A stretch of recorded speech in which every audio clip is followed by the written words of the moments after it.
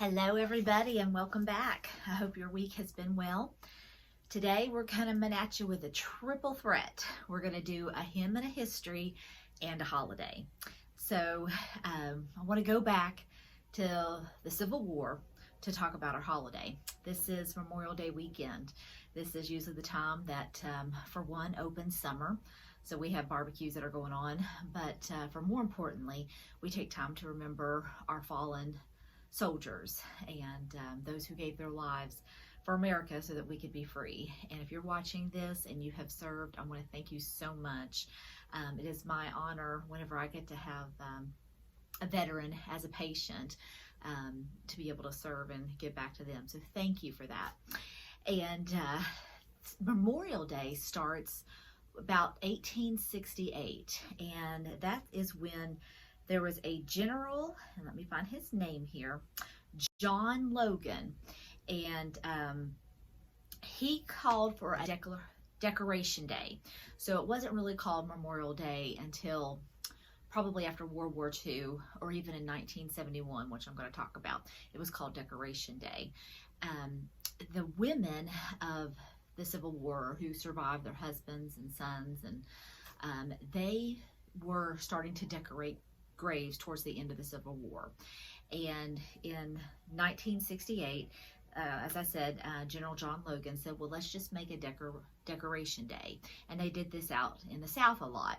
And it would be in, was it the 1870, hang on, 1890, our northern states adopted it. It had caught on by then. And let me see here.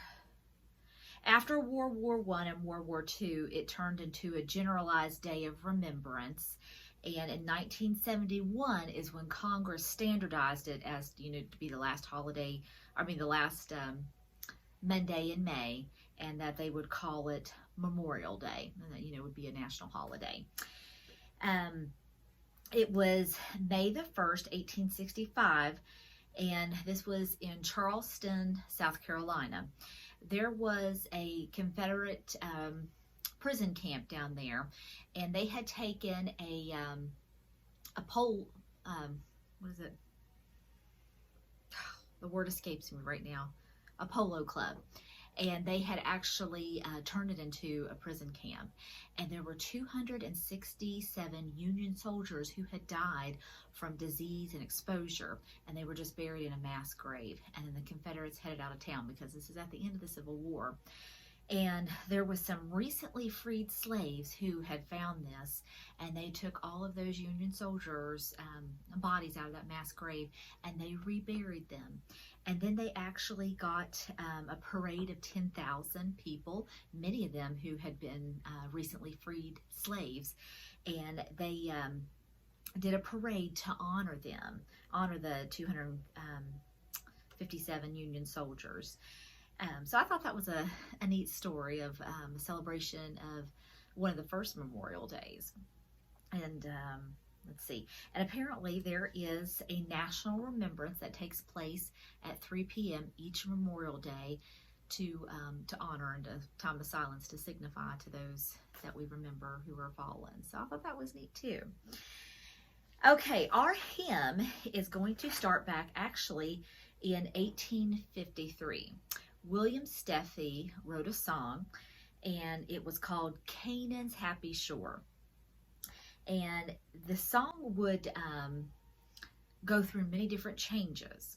So I'm going to sing how it was originally intended, just a few bars of it, and I think you'll recognize it.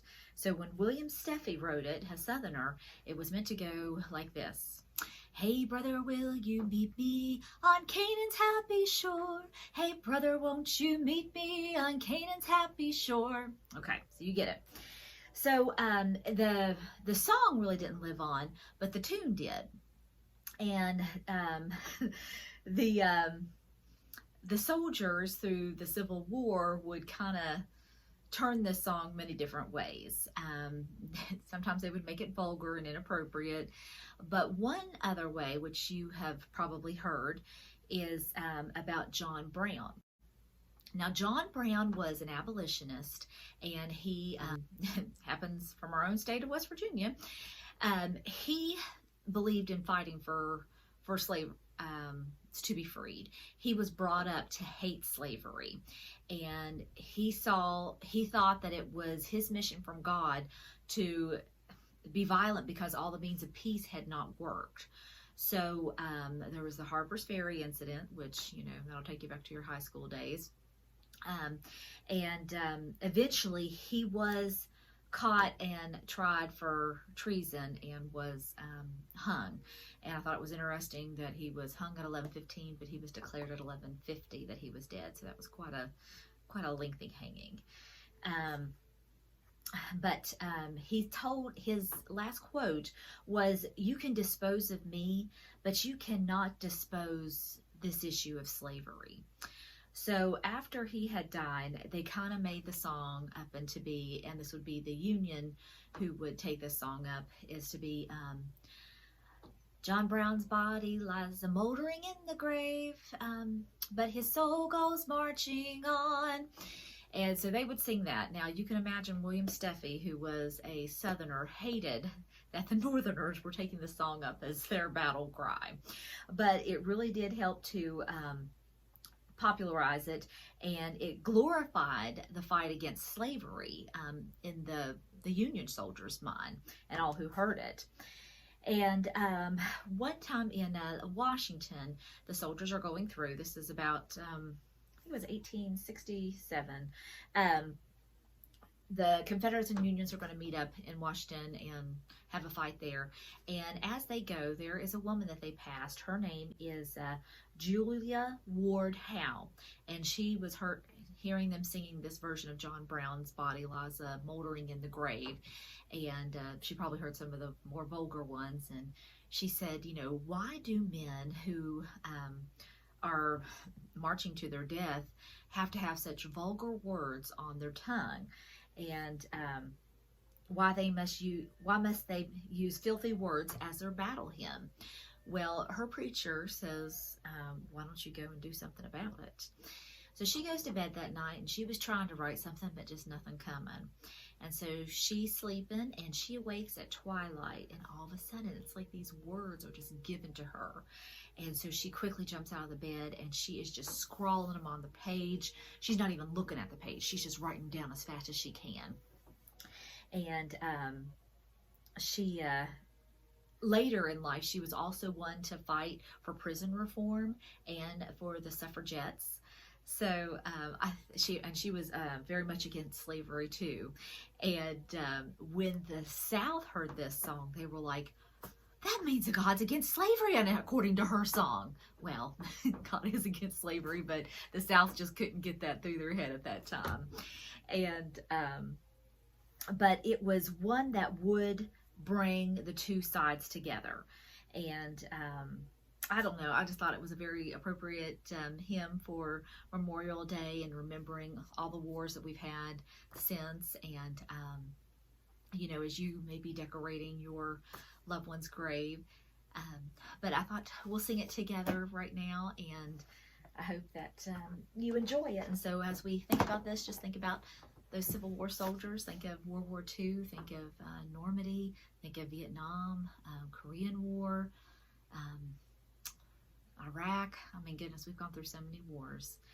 So I hope this is a good tribute to them.